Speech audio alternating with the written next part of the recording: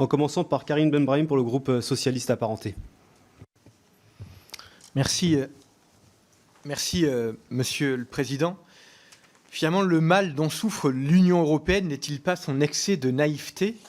Alors, je pense d'abord à la naïveté de celles et ceux qui, aveuglés par leur admiration pour toutes les figures d'incarnation de l'autoritarisme et du nationalisme, alors même que celles-ci menacent notre sécurité en menant une guerre contre nos valeurs sur le territoire même de l'Union européenne ou en menaçant d'une rupture brutale avec l'OTAN, menace la sécurité de nos citoyens.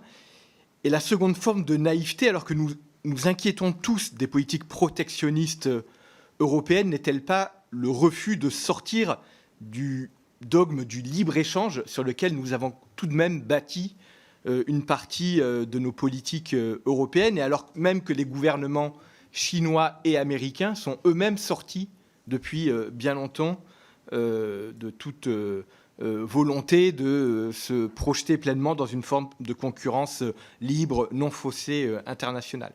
Sans même parler d'une hausse des droits de douane qu'on a évoquée au cours de cette audition, au sein de l'Union européenne, nous ne parvenons pas même à inscrire dans nos règles de lancement d'appel d'offres des règles qui nous permettraient de nous protéger, ou tout du moins d'accorder une forme de priorité aux industries européennes.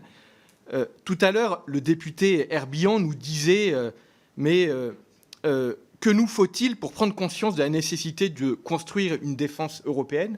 Nous voyons l'agressivité de la Chine, nous voyons l'agressivité de notre partenaire européen. Finalement, la première des révolutions que l'Union européenne doit réaliser n'est-elle pas avant tout une révolution des consciences pour sortir, pour tourner la page de politiques économiques que nous avons menées pendant des décennies?